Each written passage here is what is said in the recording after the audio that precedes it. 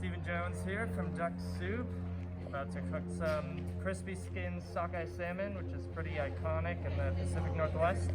And I have some cherry tomatoes, which I dried for 5 to 6 hours, and then soaked them in some nice olive oil, and they're from Sweeter Farm here on the island.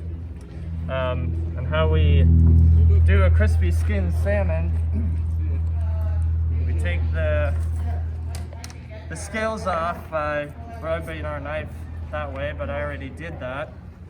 But I'll create some scores in the skin to create space and more surface area for the heat, and the salt that I'm gonna put on it to draw out the moisture, and then should crisp up the skin, and then we'll flip it and then cook it to medium rare, and then it's perfect. How far apart do you score it? Depends on how crispy you want it. I mean, it'll get pretty crispy. Right now I have an inch between each score, like that. And if you want to do individual portions like that, you can do portions like that, or tiny portions, and then you can get even finer scores. Does that make it crispier? It does. The individual little flaps there will get nice and crispy. Okay. And I have some salt here. I'm actually going to put oil on my flat top. This is tomato oil.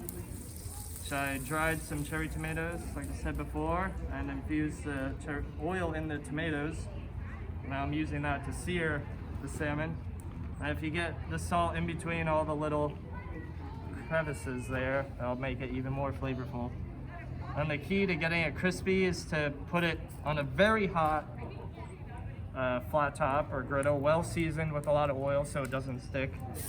And then you have to keep your hand there so it makes it nice and flat and level, and there's no air in between the spaces in the on the skin. So that's going. Season the other side, and then wait.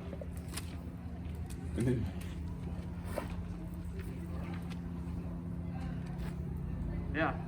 So I think the key here is to have salt, and the salt helps draw out the moisture, which what makes things crispy, like in a fryer, is oil. Hot oil will draw out the moisture and then evaporates, and then that's how you get crispy potato chips. So combination of oil and salt together draws out moisture and makes crisp.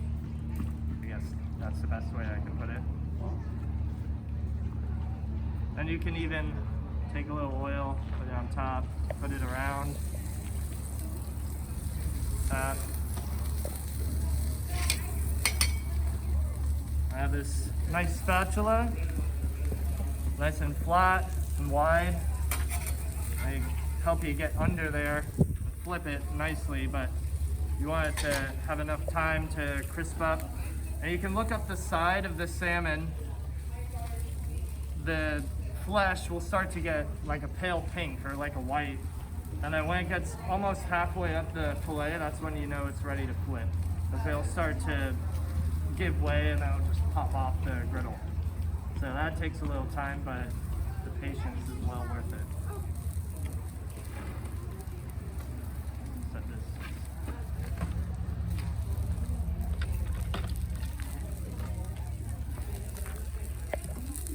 And also, I didn't mention, it's good to have your station set up with some utensils, get your salt out and open, have your gloves to keep clean.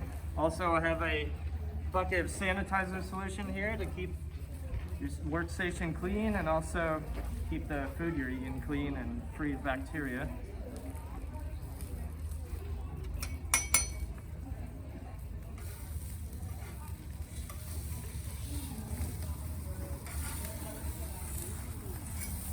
So it seems like it's nice and free.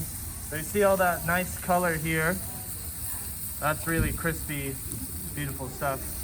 And there is a little more pale because I didn't get as good of a contact to the griddle, but I think it's still going to be delicious.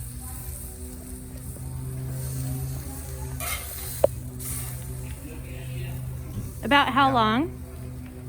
Depends on the size of the salmon. This is a thin, sockeye tend to be pretty thin, but king salmon are a lot thicker, so that'll be a little longer, but you just kind of gauge it by how white the exterior flesh is. Like you can see it's orange like a normal salmon, but you can see the white right here on the sides. And then the you should see some pooling of fat right there. And that's when that part starts to become around 120 degrees internally. And that's when the fat starts breaking down and pouring out. I like it like that, but a lot of people like to cook it further. And yeah, that's what I look for when it's done. It's not really a time thing. It's more like intuitive, a lot of sight, looking for those signs and also smells. That's how you build like a lot of people want to set timers and stick to that, but it's not always that simple. And you can even pop it up on the side to cook the side if you want the sides to be done. Prop it up against the wall of your griddle, or if you have a saute pan, prop it up against the saute pan.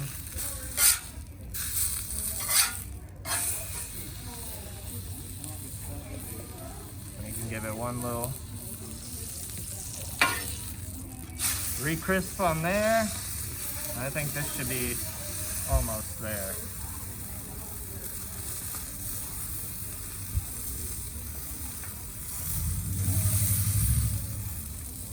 You can also pry it open, kind of look inside, see how done it is too. That's another sign to look for.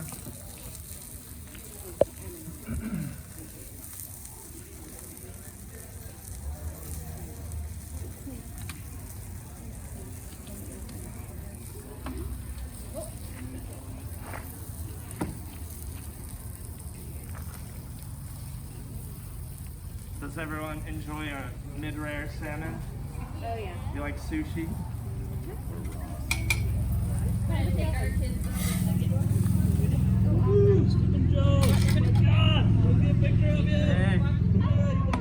just in time.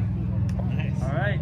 So when cooking meat, you want to rest it for a little bit after cooking it to retain moisture. If you cut into it right away, it'll lose all of its moisture, and then it'll be dry and not a very pleasurable experience.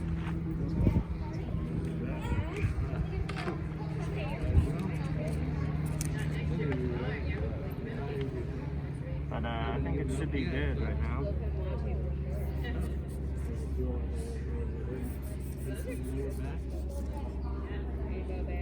Falling apart a bit.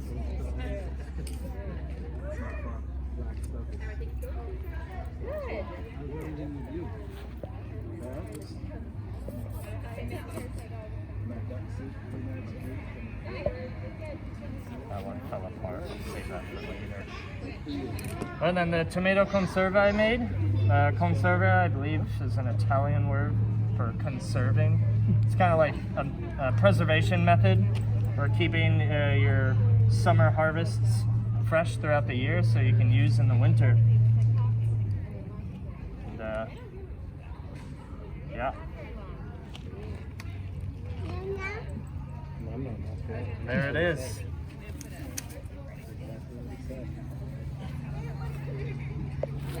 Okay, I got these little tiny bamboo forks.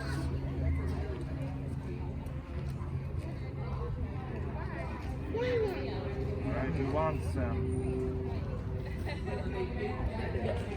You want some? There you go. Really want a bite? You're welcome. Anyone else? Thanks, baby. You? Alright. You're welcome. There's some more. One more for anyone who wants that one.